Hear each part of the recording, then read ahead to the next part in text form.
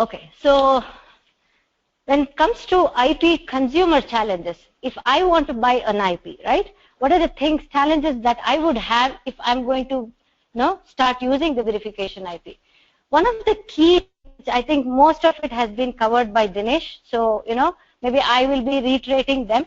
One of the key things that comes to, key factor that plays is the quality of the IP, right? So what do you mean by quality of IP? What exactly you're saying? Okay, when I say quality of IP, what is that you need to look at, right?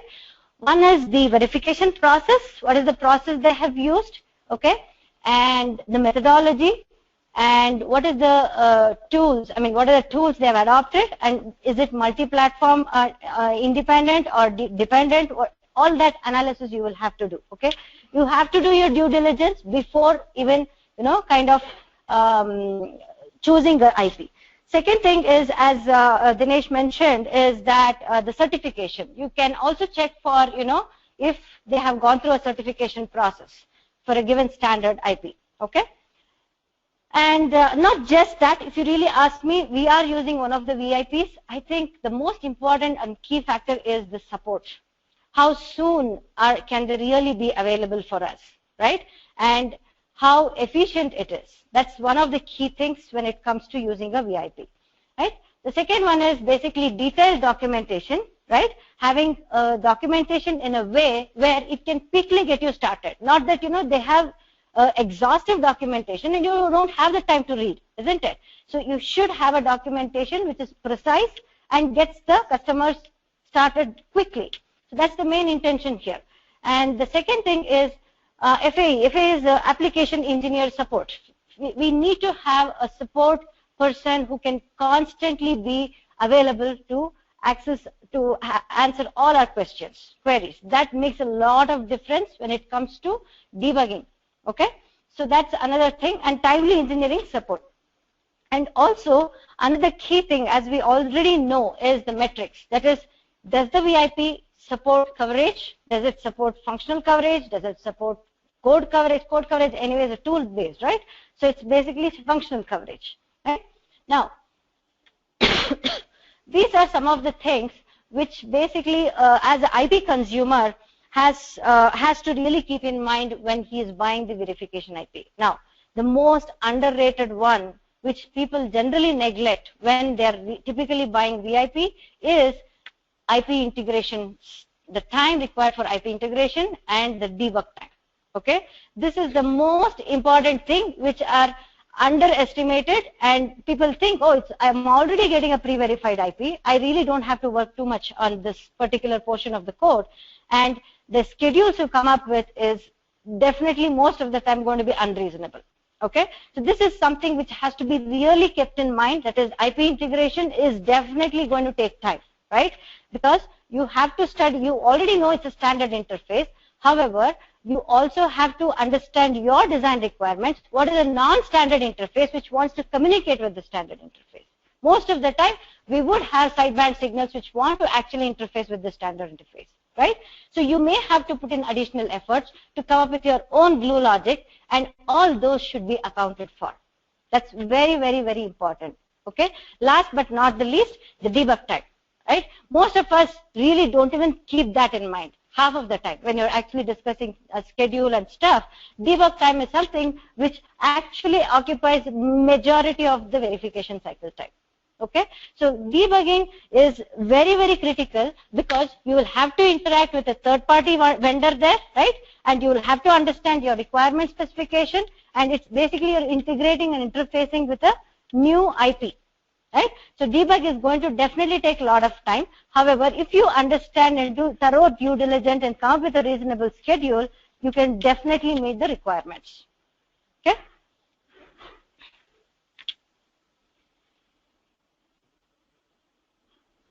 Okay, so that's about, the VIP. So now, if you really ask me before moving to the next part of this one, right? Now, when do you use a VIP? Right? If you are given a choice, when do you want to go ahead and use a VIP, right? So I'll just give you my experience as to when we really we have our own infrastructure, right? When we really wanted to quickly take VIP, and we were quite successful in that, right? Is when we are almost ready to kind of, tape out. Maybe we had just like 3 or 4 weeks to tape out, right?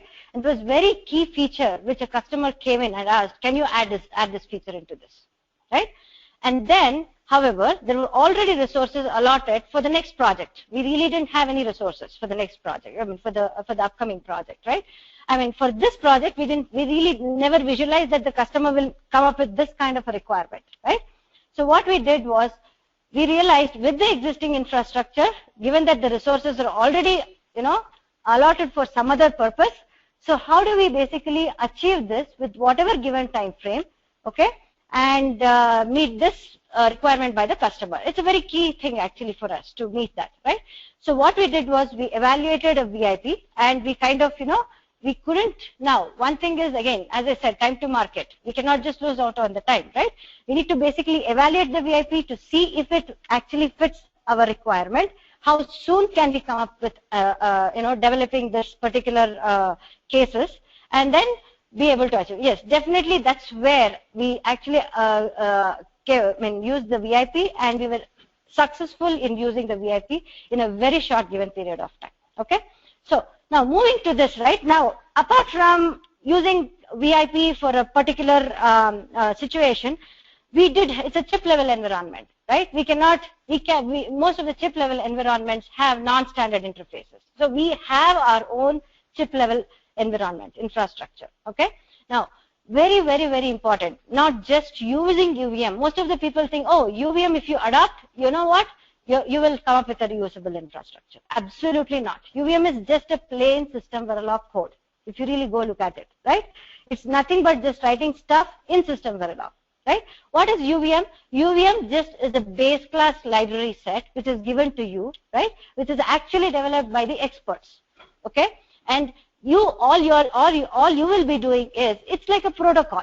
See, if you take a standard interface protocol, you already know how the protocol looks like, right? You can take that particular chip and integrate with any other chip, right?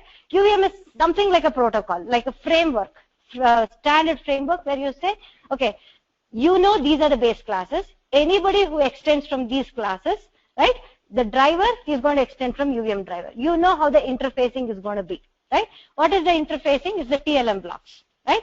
So the way they intercommunicate within these components are basically TLM. So people who want to reuse this particular UVM blocks, it is basically going to be easy because there's already infrastructure in place, correct? So that's only one aspect to the entire reusability, right? The other key thing is you need to plan, okay, before developing your own verification environment. What is that planning that you have to do? You have to identify. Let's say I'm working on PCI Express. Let me take that, okay? I'm working on Gen 1, right? Of course, when we were in Gen 1, we never had UVM, if you really look at it. We had different methodologies then, right? So, if you see, right, when you're coming up with any product, right? So, what you'll think is you'll always have to foresee, okay, what are the enhancements that are being made for the current product, right? Like, tomorrow it can be Gen 2, thereafter it can be Gen 3, thereafter it can be Gen 4, right? So now, how do you write a verification environment such that you do not break the already working code? That's the most important thing when you're developing your own verification environment, okay? Why I meant to say you do not break the already verification code is because debug time. See, most of the time, this whole concept of methodology came in place because we want to reduce the debug time. Half of the time, what happens is, when you have an environment, when you try to keep adding changes into those environment, you tend to break the design. I mean, you tend to break the verification environment, and you will not really be debugging stuff because you have added new changes. You will most of the time be debugging stuff because you have actually broken the already working stuff. Okay, so that's the point. Actually, you have to have, just by adopting UVM does not really give you a reusable environment. You really have to plan things in such a way that, you create a reusable environment such that you do not break the already working code. Okay, so now coming back to this, right? So UVM, yes, definitely there is no question or doubt about it. Coming back to the second point, right? Identifying the block level and chip level features. You need to identify, okay, these are the features I want to verify at the block level. These are the features which I have verified at the block level can be used at the chip level. right? So these are the two things which you have to, and these are the features that I have to verify at the chip level. Now, anything that has to be verified at the block level and chip level, what will you do now? You will identify them as the common stuff and push it into one database, saying that, these are the stuff which can be reused at the block level and at the chip level. Okay, so planning is very, very important before building the infrastructure in a reusable way. Okay, so coming back to this, right? Horizontal reusability and vertical reusability. You have to be very much aware of what is this. What is horizontal reusability? You have to write a verification environment such that it can be reused across any projects. Just to give you an example, right? Today I have a AHB compliant interface, right? And I write a AHB driver, the AHB monitor, and AHB sequencer if you are using the UVM, right? Now, if you don't plan well, if you just write AHB driver, AHB monitor, tomorrow somebody says, okay, you know what? Everything else remains the same. I'm going to remove the AHB and it's going to be AXI. Can I reuse your stuff? Right? Can you reuse if you just write AHB driver, monitor, and this one, what is it, sequencer? No, absolutely not. Right? However, if you plan like this, I will just give you a scenario. So what you'll say is, okay, this interface is a standard interface which can actually be changed to any standard interface. Right? So the key thing is for me to identify the attributes of the interface. Right? And then create a transaction for that particular interface. Right? And then what you will do is you will create a base class. You will create a base class which works on that transaction. It has no dependency on how the protocol works. All it works is based on the transaction items. Right? So you create a base class. And what you will do is you will extend and add all the methods. What are the methods? For example, if you take a simple AHB compliant RAM interface, it is going to be just a memory read and a memory write. Correct? So what you will do is you will basically say, okay, memory read is a method, memory write is a method. I don't care the implementation. I'm going to extend that and I'm going to add the implementation details based on the protocol in the extended class. Okay? So you've already developed some kind of a framework saying in the base class, these are the common things which I know is never going to be changed even if the protocol changes or even if the standard changes. Okay? So this is the kind of planning you really have to do when you're really adopting UVM. Okay? So you create a base class, identify all the common methods and push it in there. Okay? And then what you do, you extend and create a customized specification based drivers. Okay? You'll add AHB driver. Now tomorrow, let's say somebody comes and says, okay, I want it to be AXI. What will you actually do if you had not planned like this? You'll copy whatever is there in AHB. You'll copy it as AXI. You'll go and modify the code. Now what exactly I told you? You should not modify the code so that you don't break the already working code. Right? So the thing is, the challenge here is you are going to extend the class tomorrow. Right? The base class is already there. The framework is already there. You'll extend that and you'll basically add details for the AXI. All you'll be doing is driving the interface based on the AXI protocol. So this is the kind of planning you really have to do when you're actually adopting UVM while building a reusable environment. Okay? Most of the people, what I have noticed is that, okay, I am using UVM, I'm going to come up with a reusable environment. No, not really. Actually, UVM is nothing but just a system Verilog code. You need to understand that. Okay? So, now, what is vertical reusability? I write a verification, I come up with verification components such that it can be reusable not just at the block level, but at the chip level. Okay? So, you basically have to plan horizontal reusability. Is this environment of mine actually going to be reused across the projects, or is this environment of mine, can it be reused at the chip level? Okay? So when you are actually planning, you have to keep these two things in mind and then start planning and putting base classes in place. So the third thing is easy to configure and integrate. Now, just coming up with your own environment really doesn't add any value if you don't give the user to basically plug and play around based on his requirements. Okay? So you always have to have a configuration object which has all the parameters that can be configurable so that they can actually, just by using those parameters, should be able to modify the way the test bench looks like. Okay? So that is the key thing. So as I said, right, people can make this as, very much complex actually, right? to configure, I mean, because you can have like configure parameters explosion actually. So there also you can plan. You can have a base class which are like common, can extend and kind of create your own customized configuration objects. Okay. Now, interoperability, I don't think I'll have to mention too much about this. As I said, right, so UVM already has TLM interfaces, which is TLM 1.0 is basically used if you have UVM components. If you have anything non-UVM, you basically adopt TLM 2.0. So that is basically for system C. Now coming back to the quality metrics, right? So coverage.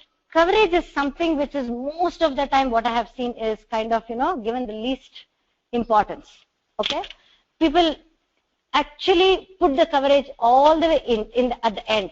After doing the verification planning for the environment, we start getting busy ourselves with the environment. And then somewhere after doing like 80% of the time, you kind of think, oh, you know what? Am I kind of, where am I progressing? Is it already 80%? That's when people start adding a coverage plan. I have done that in the past, by the way. Okay. However, I think that's a bad practice. Okay.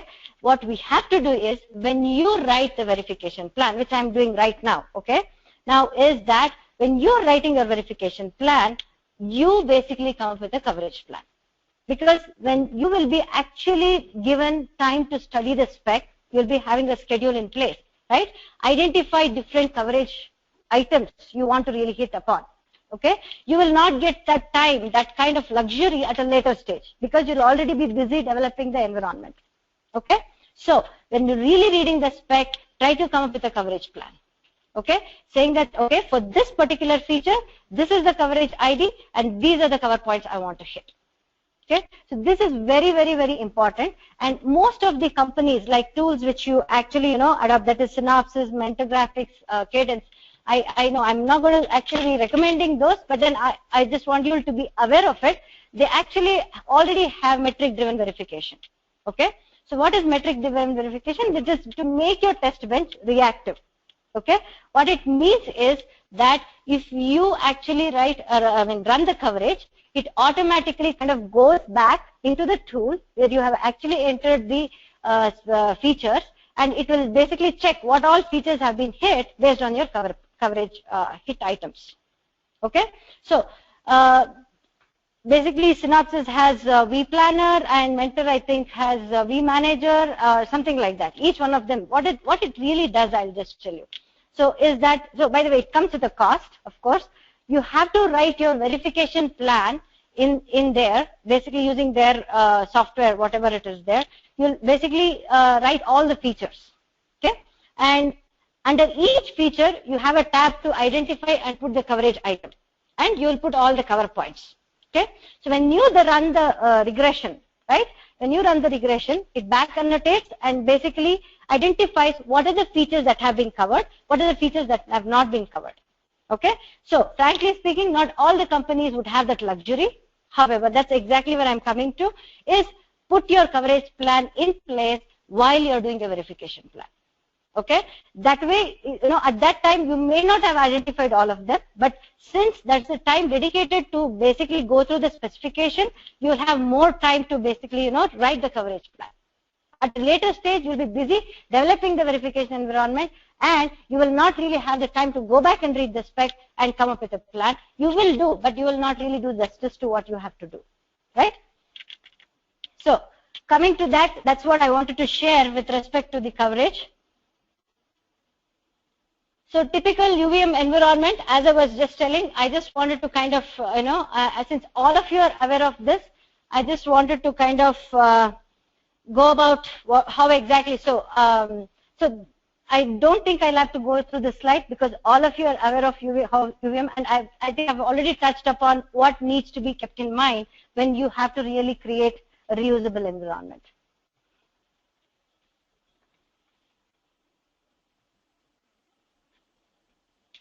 Okay, so just to summarize, so basically, do I choose standard VIP or develop in-house? I hope it's kind of clear as to when do given a situation, when do I go for it? to some extent, yes, I'm sure that, you right now, if I give you a say, okay, can you tell me, do you want to go for the VIP or you're going to build? You're not really there. But then it's just sharing the experiences as to what all I went through, and, bringing in my experience to see if it can add value to what you have actually been experiencing. Okay. So basically, standard VIP, if you go for it, definitely it is reduced time to market. It's already pre-verified, right? And then more cost, and however it will be rigid. What I mean to say is, rigid is it's like, a box which is already verified in a certain manner. If you want to basically tweak certain portion of it, you may not be able to do it. However, you can have a workaround and create some kind of a glue logic and still be able to reuse it. Okay.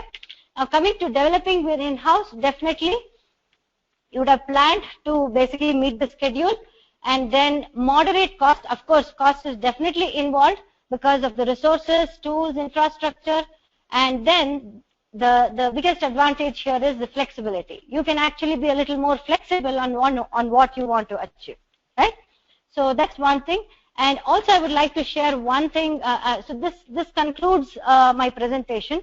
And one other thing, question, I think in the morning somebody asked about formal verification, right? I would like to share something there where exactly, I think the question was, when do you adopt formal verification, and what are the challenges you faced, right? That was your question. So yes, we did adopt formal verification for one of the, blocks, which we were very successful, I would say. So we tied up with, there's a company called as OSCE, which are basically, driving these formal verification techniques.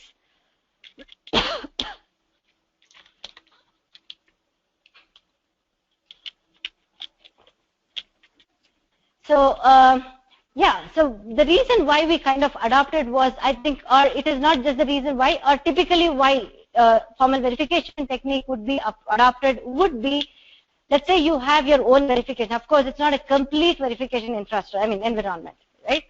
So you basically write assertions and you'll have to drive the stimulus. See, one thing with assertions is you can never drive a stimulus using assertions. You still have to drive a stimulus, right?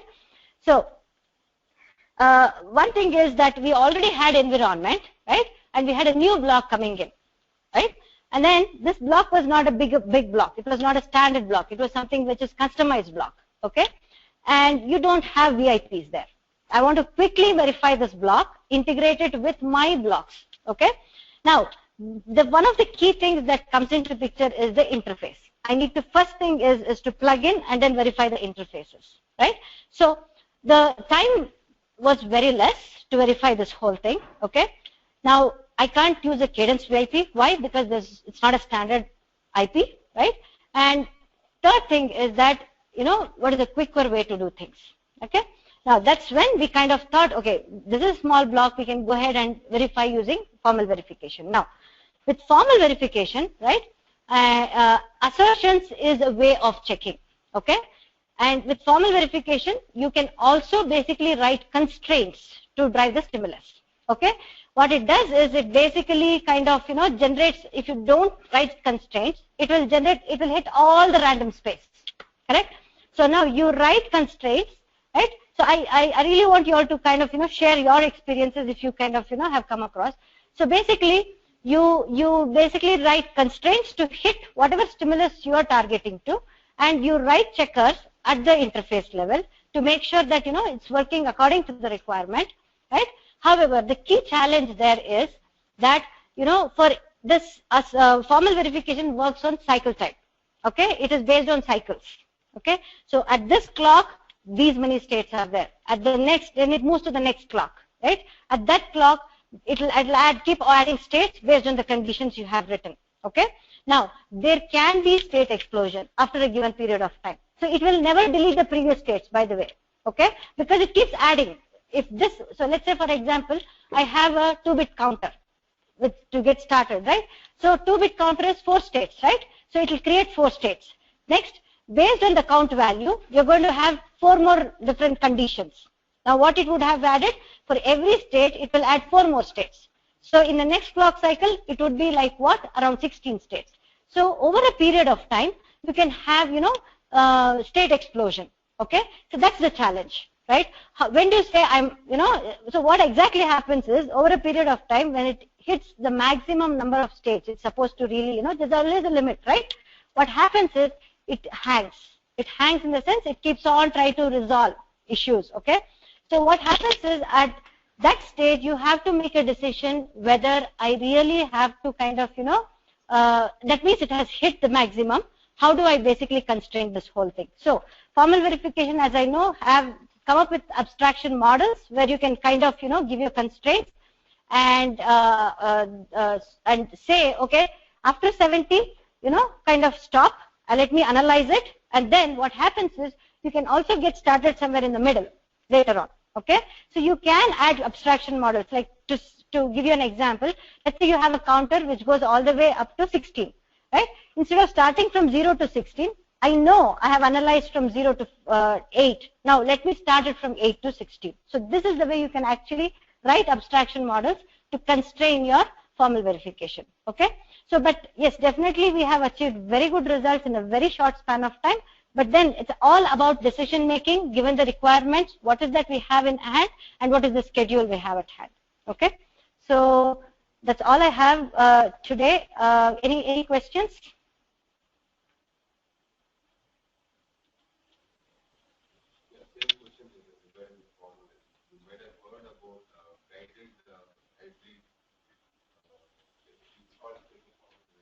Semi-formal verification.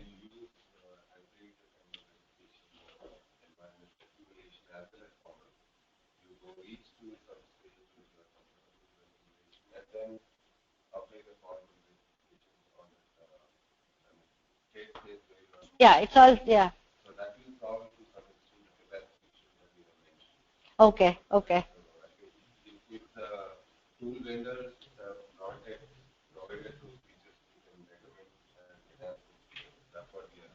Okay, okay. Yeah, that's a good point actually.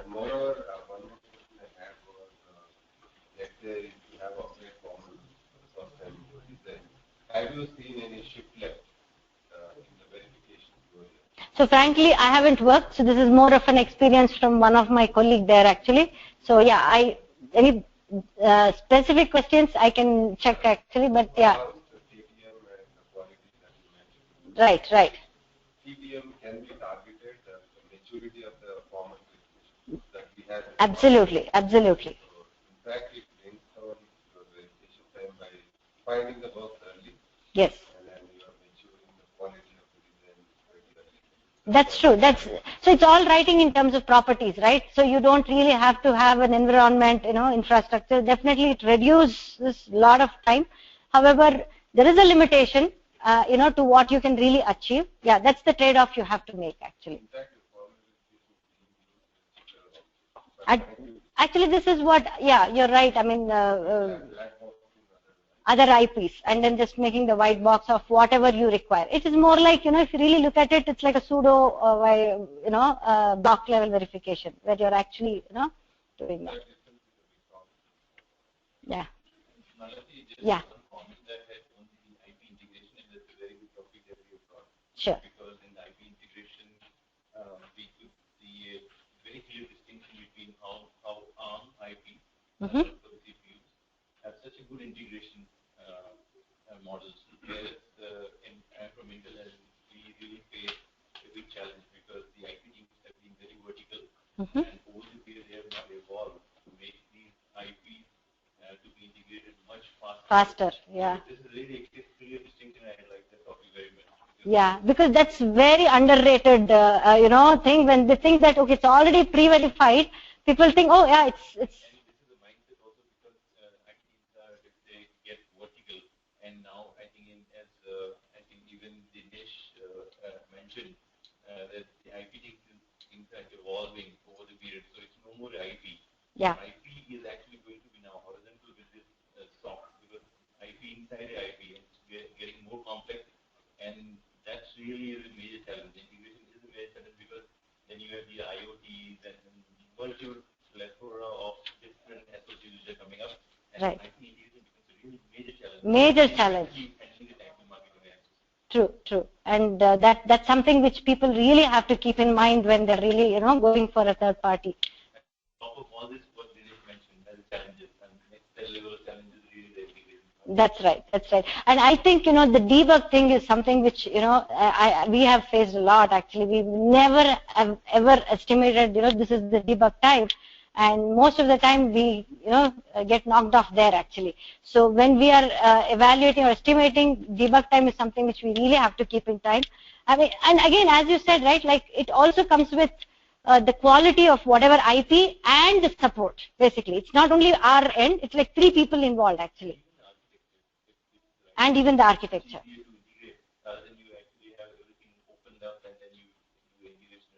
User interface, right? So how easy it is to, kind of, given an IP, how easily I can program to achieve what I want actually. And I think one of the comments I wanted to connect was, I think, because what Dinesh mentioned, a lot of topics on support. So what I thought was, I think, rather than saying customer support, it's actually not a proactive thing. So it should be a customer engagement. Customer engagement. And then you really find out what your customers really need. Yes. For IPs, and then accordingly you fix those in the architecture level.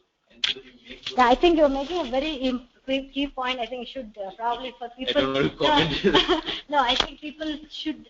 Whoever's on the right, I think it will make value. Can you just that's a good point actually. So one of the important topics which I found in this presentation was this related to integration. As now we see more and more SOCs which are coming up, and with the IoTs evolving, it will be much more SOCs that we have to deliver, and by keeping the time to market, the IPs have to be so agile, and the whole thing is that if you see the mindset and over the period of time, the IPs have been so vertical, like with the SOCs, the CPUs and GPUs, that kind of IPs.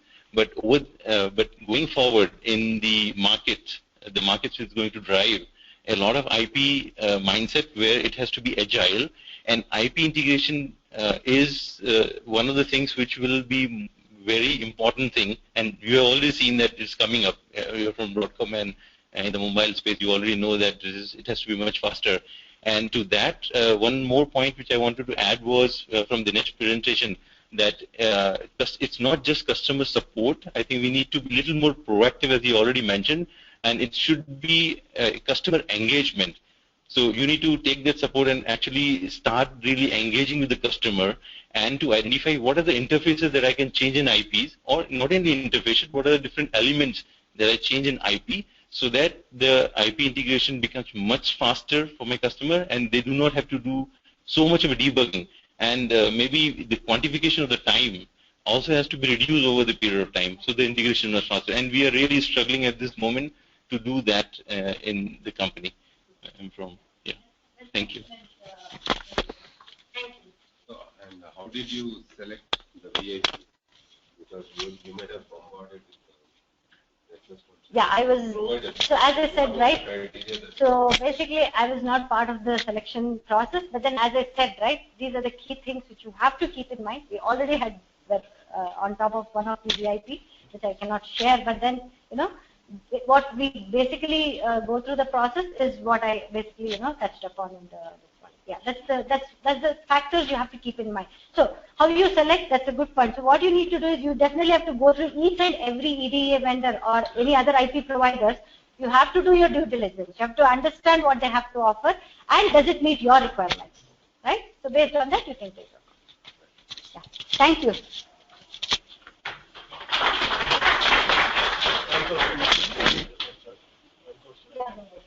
Right. So these VIPs, like you can compare an active board of that. Right. So generally we have challenges when we are using them in active mode. And the reason we wanted to use them active mode is because we want to have those compliance test suite. And that is very, very important, because what I wanted to the quality per se, I wanted to run the compliance test suite and see that my design is not broken. So did you, your kind of selection process, did you consider that compliance test suite also one of the criteria? So, so when you say like active mode and passive mode, so can you elaborate on that actually? Test suite means like suppose I'm using the PCI Express. Right. And then let's say Mark 5 more the physical layer. So there are PCI 6 defined the compliance test suites are there. Right? If the IP come with those test suites, correct. if I run them, if my design is passing, I'm done. Absolutely. So generally what we do is like we take the VIP and create our own test kit. Right. And there is always possibility we missed out anything. Correct. So in your selection area, do you consider that as also one of the important? Yes. So basically, that's what that comes again with the quality, right? So basically, are we able to hit all the required, test scenarios? Basically, what we want to within a given. So, frankly speaking, we do not use VIP for verifying, any of these. We have our own environment, okay? And VIP, we definitely used it for testing, verifying a specific feature, which, as I mentioned to you, right, we had a time TTM in place, and we had to really achieve that, actually. So, coming back to your question, right, I mean, yes, definitely that is one of the key things which we have to keep in mind, right? I mean, it has been, according to the PCI Express protocol, has everything been there. That analysis has to be done if we are going for VIP. To what is that we are going to get? What are the these are my requirements.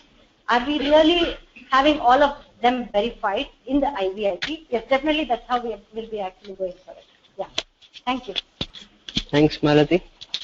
We'll be uploading all the slides of all the speakers and the audio recordings shortly.